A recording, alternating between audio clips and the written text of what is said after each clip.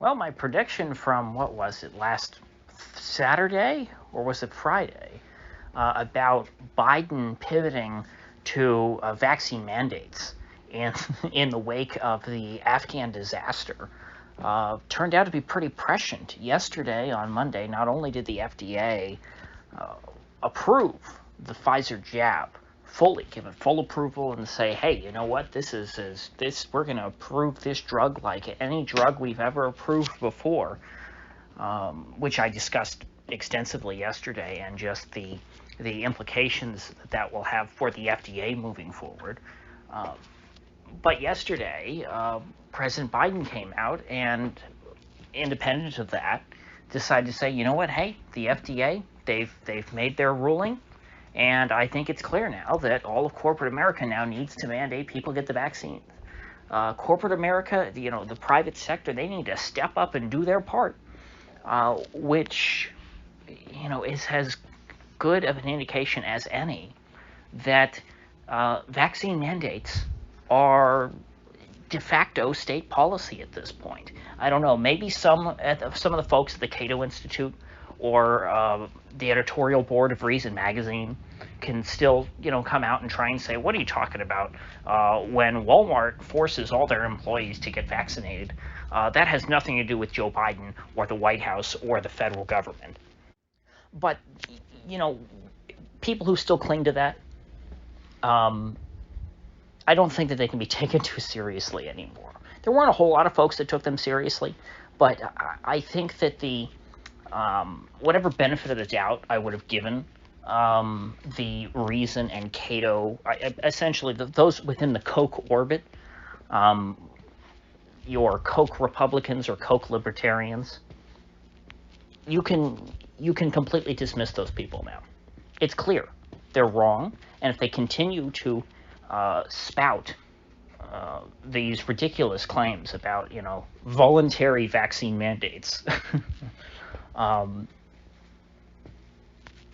there's no discussion left. This is state policy. The President of the United States has come out and when the President of the United States comes out and tells you to do something, as the head of a major corporation, you would be derelict in your fiduciary responsibility to your shareholders not to take what he says seriously and do everything you can to accommodate the president, because that later on could certainly backfire for you. If you're a big company, the federal government, the president of the United States, has plenty of ways to hurt you and to hurt your shareholders. And your shareholders will hold you responsible in the future if you directly go against the wishes of the president and he comes back to bite you.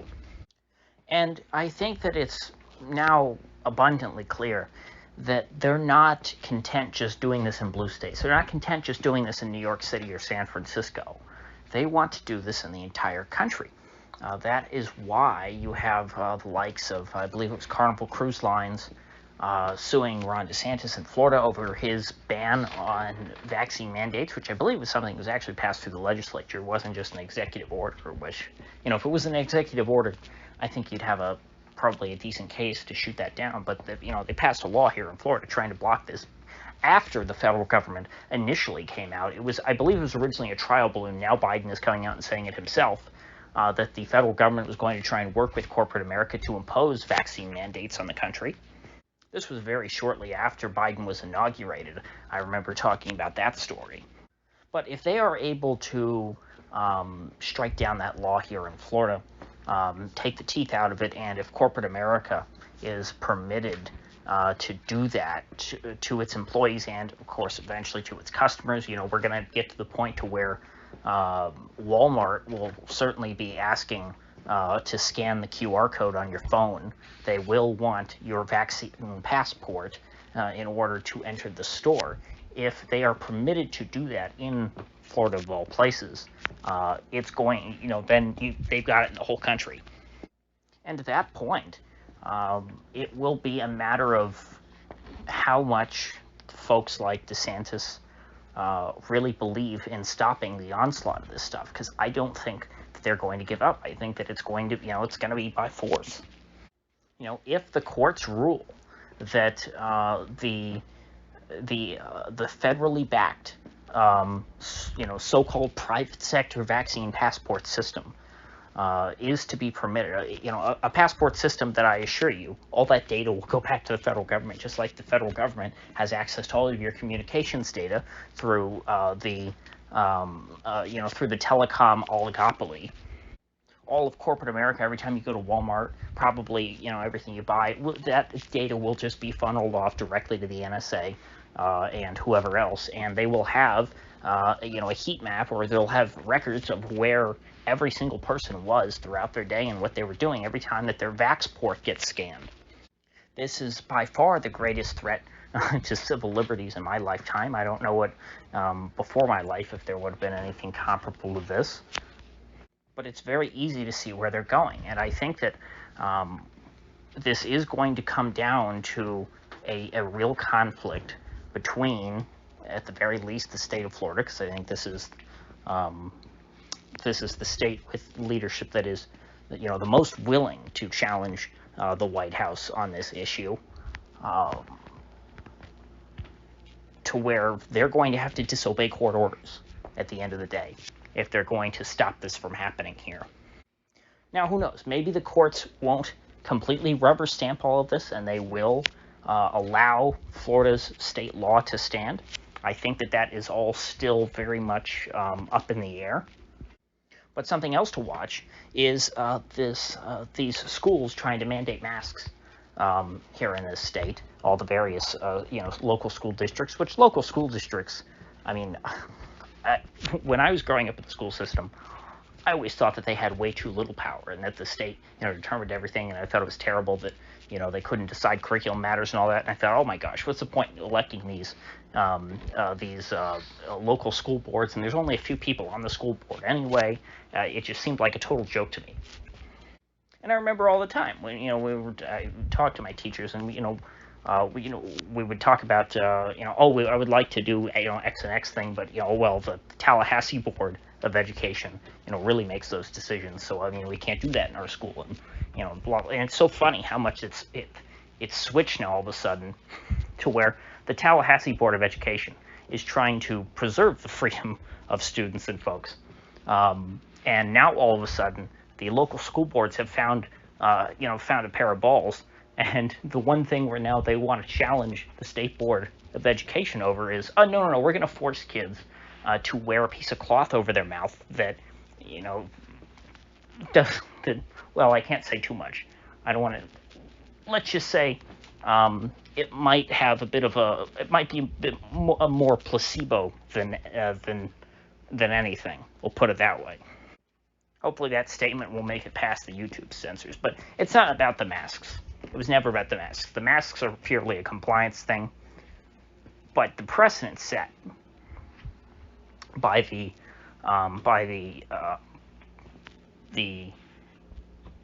local school boards being able to override the governor's orders and the State Board of Education's orders will allow them to very quickly transition into vaccine mandates for teachers and for students, because they don't just want you to take that shot in your arm. They want to stick a needle in your kid's arm too. And that's not one needle, or that's not one needle. It's not two needles even. It's now, as of right now, 3 needles. But it's going to be, it's going to be pretty frequent. Maybe even as often as every 4 to 6 months. The pharmaceutical companies are going to come out and say you need another booster shot. So I think the fight is going to get even more intense now moving forward. I think the stakes are higher than they ever have been. And at this point, I hope that DeSantis is willing to tough it out. I hate that I have to rely on the whims of one person in order to have any hope for the future. But, even across the state, even in red counties, the school boards are trying to push this crap. And so, and the mask thing in and of itself is not an important issue. So that's not why they're doing it. It's a matter of the principle. But even putting all that aside with the schools, let's say the schools get totally draconian. They require that all kids, take a shot in the arm every 4 to 6 months. and they have to, wear a mask 24 hours a day, even when they're outside of school, which don't put it past schools who've come up with weird rules like that. Expel kids for using the N-word on Instagram or something like that. You could always take your kids out of public school, as you should anyway if you can. Now, for most people, that's just not a possibility, which is unfortunate. This sucks to be them. But the biggest threat, the thing that we absolutely cannot avoid, is the vaccine passport system, which is being built in the private sector. Once that is in place, it has nothing to do with this virus. It will continue on forever. Will be generations from now. People won't even remember this virus, but the vaccine passport system will still be in place. It will be used not just for vaccines, just probably for lots of other things, as just a general way of tracking people in society. And that is what I really want to see the state of Florida fight on. This is something that you can't start it, because once it's in place, it will never be undone. And that means, yes, going forward with enforcing this law, even if the courts strike it down. It's too important. You can't rely on captured courts for this sort of thing. And no, acting as a cutout for Joe Biden and the White House is not a First Amendment matter. If Joe Biden gives an order to his corporate underlings, which, in reality it's the other way around, but in this case, the President of the United States is giving orders to corporate America. If corporate America carries those orders out and the state of Florida says, you know what, no, we don't like those orders, we're going to say, no, you can't carry out those orders, because, what the federal government wants to do is a total overreach. It's illegal. You can't do it. You guys are state actors. We're not going to let you do that. It's not a First Amendment issue. It's so absurd. I have trouble even articulating why at this point. We're just so far past all of this, but yet this is still the state of things. South Dakota, hey, I feel bad for you, but you're going to be gone. As soon as, all that has to be done for Kristi Noem to go along with this is they can just say that the word's private sector, and then she says, oh, okay, it's okay. There's no capacity for nuance where that woman is concerned. It's kind of like the difference between a politician who is pro-market and pro-business. If you're pro-business, that means you do whatever big business tells you to, and that's the kind of person that Kristi Noem is. So if big business is on the same side as the White House and is willing to carry out their bidding, knowing that the White House legally cannot do these things, Kristi Noem's going to go right along with it and say, yep, everybody needs to go get the shot in their arm now so we can all go to Walmart. And Greg Abbott really is, he's going to go with the flow. He's going to do whatever he thinks is going to make people hate him the least. Maybe that means being good on this issue, but, at the end of the day, he's going to be a watered-down version of DeSantis, most likely. And I don't think DeSantis is an angel. Never been a huge fan of his. It's just, at this point, he's the most sane guy in an insane world. At this point, it is impossible for individual citizens to resist this stuff. If, once this infrastructure is in place, I guess we could, I guess at that point you go to agorism, you try and set up an underground economy, which, hey, that's a good goal. That's something people should be doing anyway. You want to try and divorce yourself from corporate America as best you can, but for the average person, that's just not in the cards at this point.